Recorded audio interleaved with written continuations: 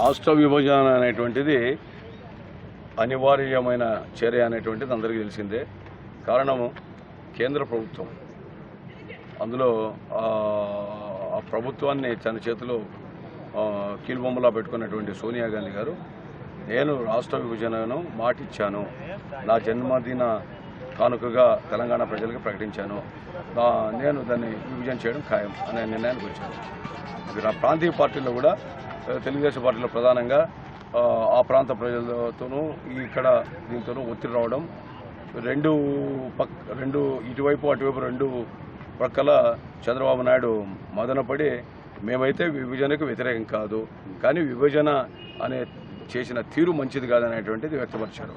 యాక్చువల్గా ఈ గతంలో శ్రీబాగ్ ఉడంబడిక పెద్ద మనుషుల ఒప్పందం 1956 శ్రీబాగ్ ఉడంబడిక జరిగినప్పుడు కానీ, పెద్ద మనుషుల ఒప్పందం 56లో జరిగినప్పుడు కానీ, 1937లో శ్రీబాగ్ ఉడంబడిక కానీ, ఈ ప్రాంతంలో గౌతు లచ్చన్న, నీలం సంజీవరెడ్డి, కేవీ రంగారెడ్డి, తర్వాత పప్పూరు రామాచార్లు, బుర్గుల రామకృష్ణరావు లాంటి మేధావులందరినీ కూడా కూర్చోబెట్టుకొని ఆ ప్రాంత ప్రజలతో మాట్లాడి వాళ్ళ సమస్యలు ఏందో సుదీర్ఘంగా చర్చించి నిర్ణయం తీసుకున్నారు. ఇక్కడ జయరాం రమేష్, అదేవిధంగా నారాయణ స్వామి లాంటి దిగ్విజయ్ సింగ్, ఇతర రాష్ట్రాలు తెలుగు రానటువంటి వ్యక్తులతో, వాళ్ళ తొత్తులుగా ఉండేటువంటి వ్యక్తులతో కాంగ్రెస్ పార్టీ ఎవరైతే ఉన్నారో ఆ కాంగ్రెస్ పార్టీ నేతలతో ఆ కేంద్ర కమిటీ వేసి వాళ్ళ ప్రకారం విభజన చేశారు. అంటే తెలుగు ఆత్మగౌరవం కానీ, తెలుగు ప్రజల లేదా ఆంధ్రప్రదేశ్ ప్రజల యొక్క మనోభావాలు వాళ్ళకి ఏం తెలుసుంటాయి? స్థానిక స్థితిలో పుస్తకాలు బాగా చదవచ్చు, కానీ థియరికల్ వేరు, ప్రాక్టికల్ వేరు.